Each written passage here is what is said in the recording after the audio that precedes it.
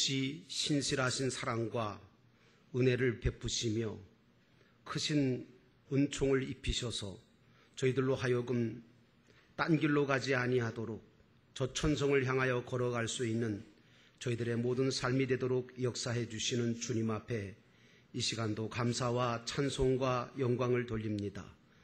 험악한 세상 가운데 왜 믿어야 하는지, 그리고 믿음을 가지고 어떻게 살아야 하는지를 우리에게 주님께서 말씀해 주셔서 우리로 하여금 우리가 믿어야 될 분이 누구시며, 또한 우리가 소망을 해야 될 것이 무엇이며, 우리가 또한 어떻게 사랑할 것인가를 말씀으로 깨우쳐 주셔서 온전한 신앙의 길을 걸어갈 수 있도록 역사해 주심으로 하나님 앞에 영광 돌리는 우리의 생애가 되도록 하나님 인도해 주옵소서. 오늘도 주의 말씀을 우리가 함께 받습니다. 이 말씀이 사람의 말이 아닌 하나님의 입에서 나오는 말씀으로 받아지게 하시고, 나에게 주시는, 나를 사랑해서 주시는, 나를 고치시고 나를 구원하시는 생명의 말씀으로 듣게 하옵소서. 이 시간도 성령께서 전하는 자나 듣는 자나 다 함께 은혜 받도록 역사해 주시기를 원하올 때 예수님의 이름으로 간절히 기도하여 싸움나이다. 아멘. 예수님께서 누가복음 18장 8절에서 인자가 올 때에 세상에서 믿는 자를 보겠느냐, 믿음을 보겠느냐, 이렇게 말씀을 하셨습니다. 저는 오늘 여러분들과 함께 신자, 즉 믿는 자라고 하는 게 무엇이냐, 도대체 믿는 자라는 것은 어떤 조건을 구비하고 있어야만 우리가 믿는 자라고 할 수 있느냐라고 하는 걸 말씀을 드리면서 함께 은혜를 받기를 원합니다. 본문 13절에 있는 말씀에 보니까 예루살렘에서 엠마오로 내려가던 두 제자가 부활하신 예수님을 만나서 말씀을 듣고 영적인 눈이 열려서 다시금 예루살렘으로 올라와서 남은 제자들에게 주님이 부활하셨다고, 그리고 그 주님이 이런저런 말씀을 하셨다고 전했지만 역시 그 남은 제자들이 믿지를 않았다라고 하는 말씀이 나옵니다. 적어도 신자, 믿는 자라면 성경이 말씀하시는 내용을 듣고 믿어야 하는데도 이들이 믿지를 않은 겁니다. 사실 많은 기독교인들이 믿음에 대해서 오해를 가지고 계시는 경우가 참 많습니다. 그건 뭐냐면 이런 거예요. 교회를 열심히 다니면 믿음이 좋은 줄 알아요. 예배를 열심히 드리면 믿음이 좋다 그래요. 기도와 찬송을 소리 높여 드리면 저 사람 믿음이 충만하다고 얘기해요. 교회에서 충성하고 봉사하면서 헌금을 잘 드리면 저 사람은 믿음이 아주 좋은 사람, 큰 사람이라고 그렇게 생각을 한다는 거죠. 물론 그것이 분명하고 확실한 믿음 안에서 행해지는 것이라면 그것은 하늘의 복이고 하늘나라의 상급이 되어질 것이겠죠. 하지만 믿음이라고 하는 것은 그런 행위를 가지고 믿음이 있다, 없다, 좋다, 나쁘다 판단하는 것은 잘못된 판단일 수가 있다는 겁니다. 이게 무슨 말이냐? 여러분 생각해 보세요. 만약에 예수님 당시에 바리새인들이나 율법사들이 지금 한국 교회 안에서 신앙생활을 한다 그러면 아마 그들이 믿음이 최고 좋은 사람일 겁니다. 그거 인정해야 되잖아요. 그런데 왜 예수님께서는 그 바리새인들과 율법사들에 대해서 인정을 하지 않으시고 오히려 크게 책망하시고 꾸짖으셨냐? 이게 아이러니하거든요. 사도 바울은요, 믿음에 대해서 굉장히 강조한 사도 중에 한 사람인데 교회들에게 편지할 때 보면 한 번도 열심히 일한 사람을 가리켜서 믿음이 좋다고 표현한 적은 한 번도 없어요.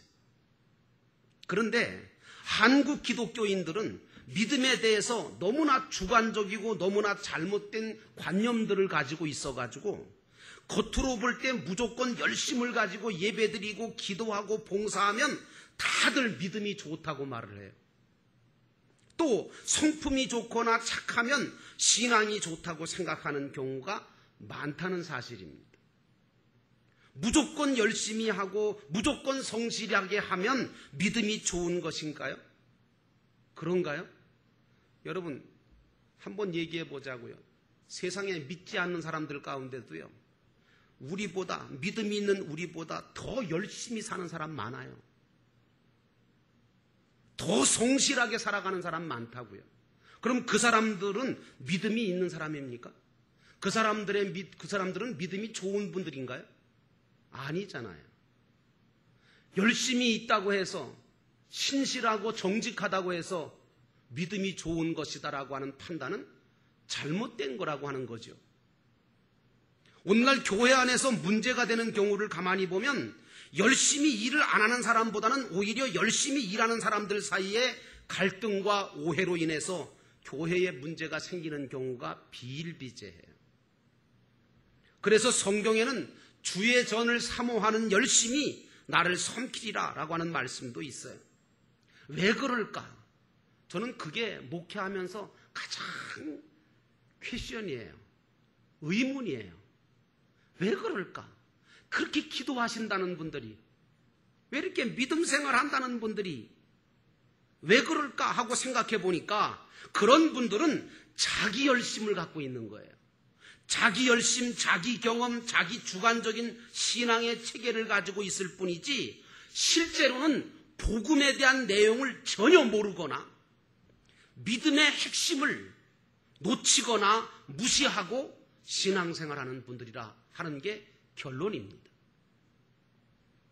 그러므로 얼마나 열심히, 얼마나 기쁨으로, 얼마나 헌신하느냐에 따라서 믿음이 좋다 나쁘다라고 하는 판단을 내릴 수가 없어요.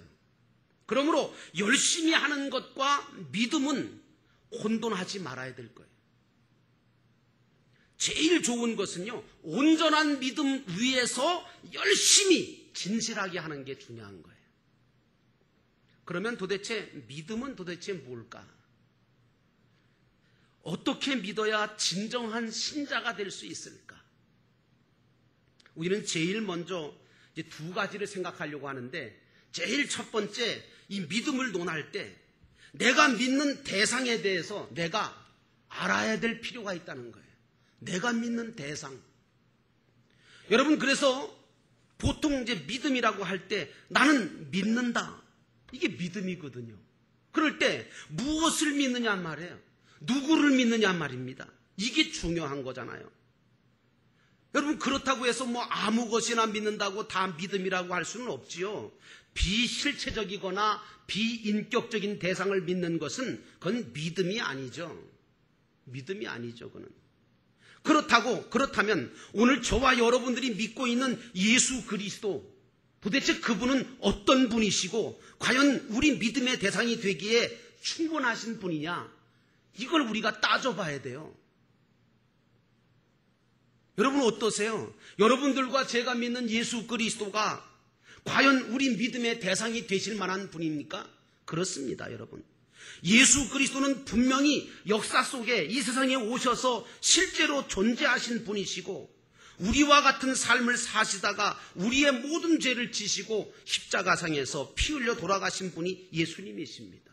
그리고 죽음으로 끝나지 않고 죽은 지 사흘 만에 다시 부활하셔서, 살아나셔서 수많은 믿는 자들에게 부활의 영체를 보여주시고 부활의 산 소망을 열어주시고 승천하신 분이 예수 그리스도십니다.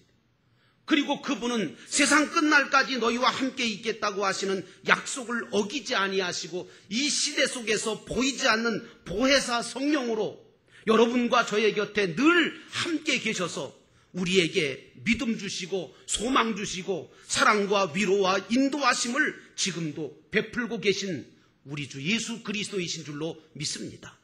그러므로 그분은 우리의 믿음의 대상이 되기에는 분명하고 충분합니다. 여러분, 세상의 어떤 종교나 어떤 종교를 만든 창시자가 이렇게 확실하게 살다가 확실하게 죽고 다시 살아나서 확실하게 충고하고 보여주면서 저 영원한 나라가 있음을 제시해주고 영원히 함께 해줄 수 있단 말입니까? 그것은 오직 그리스도 예수밖에는 없습니다. 그래서 여러분과 저는 이 자리에서 나는 예수님을, 예수 그리스도를 믿는다고 고백하고 예배를 드리고 있는 것입니다. 우리 예수님께서 베드로에 대해서 언제 가장 기뻐하시고 칭찬하셨는지 여러분 아시죠? 바로 가이사라 빌립보에서 주님을 향하여 주는 그리스도시고 살아계신 하나님의 아들입니다 라고 고백했을 때였습니다. 한때 주님의 부활하심을 의심했던 도마도 예수님을 뵙고서 그 앞에 무릎을 꿇고 나의 주 나의 하나님이라고 고백했을 때 우리 주님이 얼마나 기뻐했겠습니까? 그러므로 오늘 우리도 주님 앞에 이런 고백을 가지고 있어야 돼. 이런 고백을 드릴 수 있어야 돼. 왜? 이것이 믿음의 첫걸음이거든. 이게 믿음이거든. 바로 예수 그리스도가 우리의 주님이시고 모든 것을 다스리시는 주권자이심을 인정할 때 바로 이게 믿음이라는 말입니다. 그러므로 믿음은 내가 열심히 내고 내가 간절히 기도하고 내가 절박하게 부르짖는 것이 믿음이 아니고 예수 그리스도가 나에게 어떤 분이신가를 고백하고 믿고 인정하는 것이 그게 믿음이라는 말씀입니다. 그래서 이 믿음을 갖게 되면 모든 것을 이기게 되어지고 모든 것을 가능하게 만드는 겁니다. 그래서 바울은 내게 능력 주시는 자 안에서 내가 모든 것을 감당할 수 있다라고 이야기한 것입니다. 또 한 가지 저와 여러분들이 깊이 생각해 봐야 될 것은 바로 우리가 믿는 예수님과 나와 어떤 관계냐, 이 관계성에 대한 이 생각을 우리가 정리할 필요가 있어요. 쉽게 말하면 내가 예수님을 어떻게 생각하고 어떻게 고백하고 어떻게 인정하고 어떻게 믿느냐 하는 것이 믿음의 첫 번째 핵심이라면, 두 번째로는 내가 믿는 그 예수님이 나를 어떤 자로 보시고 어떻게 취급하시고 대접하시고 나에게 대해서 어떤 마음을 가지고 계시는가, 이걸 아는 게 믿음이란 말이에요. 혹시 여러분은 주님께서 여러분을 얼마나 사랑하시는지 제대로 좀 깊이 알고 계시나요? 본래 우리 예수님은 하늘에 계신 하나님이셨는데 나라고 하는 내가 죄와 허물로 죽어 있었기 때문에 하나님도 모르고 하늘나라가 있음도 모르고 사망선에 타서 죄악 중에 멸망의 길을 가고 있음을 우리 하나님께서 내려다보시고 너무 안타깝고 나를 사랑하심으로 높은 영광 보좌를 다 버리시고 친히 인간의 육신을 입고 이 땅 위에 내려오셨어요. 이게 바로 기독교의 복음입니다. 감히 하나님이 이 땅 위에 육신을 입고 우리를 위해서, 우리를 사랑하셔서 우리를 구원하시려고 내려오셨다는 거예요. 그리고 그분은 인간의 몸을 입고 오셔서 예수라고 하는 이름으로 온갖 당신의 사랑을 몸소 실천해 보여주시고 천국 복음을 전해주심으로 당신의 사랑을 우리에게 전해주셨어요. 그런데 우리들은 그 사랑을 알지 못했고 받아들이지를 못했습니다. 왜냐하면 내 안에 죄악이 나와 하나님 사이를 가로막고 있었기 때문입니다. 그러자 우리 주님께서는 최후의 방법으로 놀랍게도 우리의 죄 대신에, 내 대신에 죄와 사망과 저주의 상징이라고 하는 십자가에 못 박혀 죽으심으로 그 십자가의 피로 나를 구속하셨고 그 십자가의 피로 내가 하늘에 속한 자임을, 하나님의 자녀임을 알게 하셨고 그 십자가의 피로 당신의 진한 사랑을 보여주셨습니다. 이것을 아는 게 믿음이란 말이에요. 이걸 알고 이걸 믿고 이걸 고백하는 게 이게 믿음이에요. 그래서 사도 바울은 로마서 5장 8절에 이렇게 말합니다. 우리가 아직 죄인 되었을 때에 그리스도께서 우리를 위하여 죽으심으로 하나님께서 우리에 대한 자기의 사랑을 확증하셨느니라. 이렇게 말하고 있어요.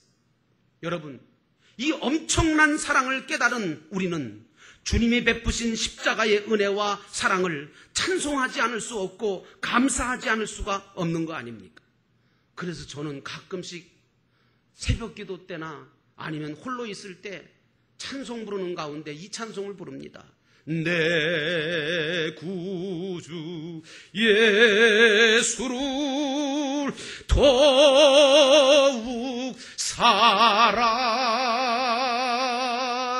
엎드려 비는 말 들으소서.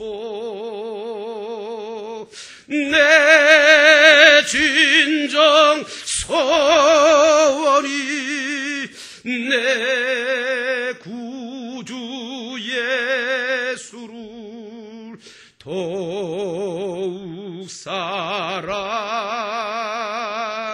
더욱 사랑. 여러분, 주님이 우리의 육신의 부모나 우리의 형제보다, 아니 나 자신보다 나를 더 사랑하셨다는 사실입니다. 그런데 문제는 내가 이런 주님의 사랑의 관계성을 알지 못하는 게 문제, 이걸 깨닫지 못하는 게 문제. 그러므로 이 하나님의 그 크신 은혜와 사랑을 감사함으로 깨닫고 주님 앞에 헌신해야 하는데, 그런 주님의 사랑을 깨닫고 봉사하는 게 아니라 내 열심 가지고 봉사해요. 그러니까 한계가 오는 거예요. 내 정성을 가지고 신앙생활에 얼마나 갈 것 같아요? 얼마 못 가요. 몇 장거리 못 갑니다. 그러니까 신앙에 갈등이 생기는 거고, 그러니까 불평과 원망이 생기는 거예요. 여러분에게 주님이 나를 이렇게 사랑하셨다고 하는, 사랑으로 함께 하셨음을 믿는 믿음이 확실하게 있으시다면 여러분은 이제부터 모든 것을 이겨낼 수가 있고 어떤 일을 만나도 낙심하지 않고 만사 형통할 수 있게 된다는 사실을 믿으시기를 주의 이름으로 축원합니다. 그러므로 하나님의 사랑을, 주님의 사랑을 이 시간에 깨닫고 알고 믿고 고백하시는 진정한 믿는 자가 되시기를 주의 이름으로 축원합니다. 왜냐하면 모든 일 속에는요, 하나님의 사랑과 뜻이 들어있거든요. 그리고 하나님의 인도하심이 있기 때문에 우리가 진정 주님의 사랑을 믿는다면 우리는 이 모든 것을 다 그분에게 맡길 수가 있잖아요. 왜? 나를 사랑하시니까. 나를 전적으로 그렇게까지 사랑하는 분이 없잖아요.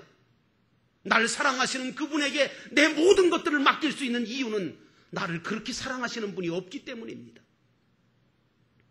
누가 나를 위해서 십자가에서 못 박혀 죽습니까? 누가 나를 위해서 손톱만큼이나 희생해 줍니까? 우리 주님밖에 없지 않습니까? 가끔씩 저는 저의 인생을 돌이켜봅니다. 아마 여러분들도 그럴 때가 있으실 겁니다. 그런데 돌이켜보면 참 그때는 불행이요, 그때는 고통이고, 그때는 참 참기 힘든 삶이었는데, 그런 과정을 통해서 하나님께서, 주님께서 나를 연단하셨고 키우셨고 당신의 사랑으로 나를 이끌어 주셨다는 것을 깨달을 때가 종종 있습니다.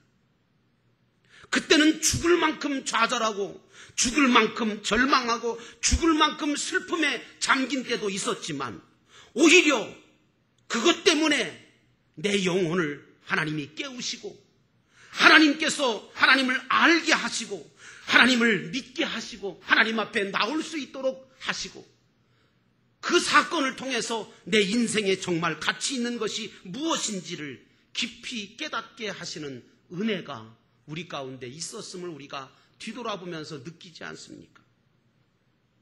그래서요, 여러분과 저는요, 하나님이 결정하시고 하나님이 걷게 하시는 인생길은 언제나 옳다, 이렇게 인정하시는 게 이게 옳습니다. 이게 믿음입니다.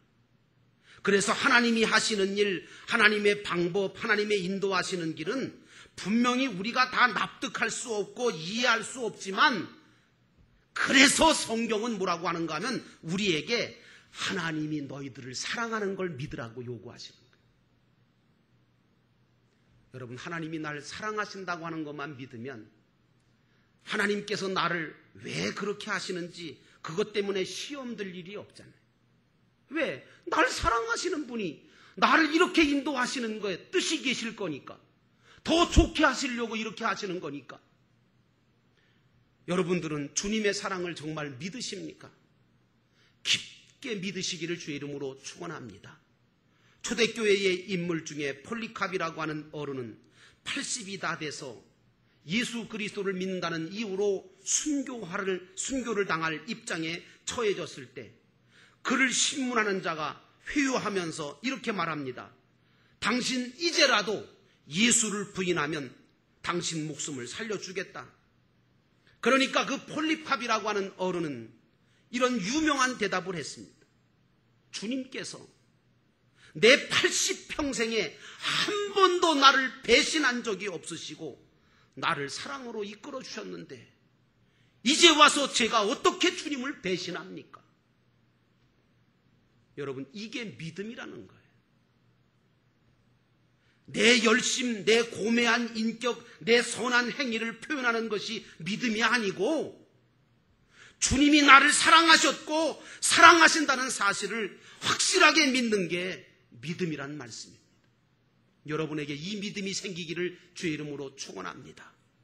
오늘 이 시간 여러분과 제가 하나님 앞에 가져야 할 믿음은 바로 예수 그리스도의 주권성을 인정하고 예수 그리스도께서 우리를 사랑하신다고 하는 관계성을 알고 믿고 고백하는 게 이게 우리에게 가장 중요한 믿음의 본질이라는 겁니다.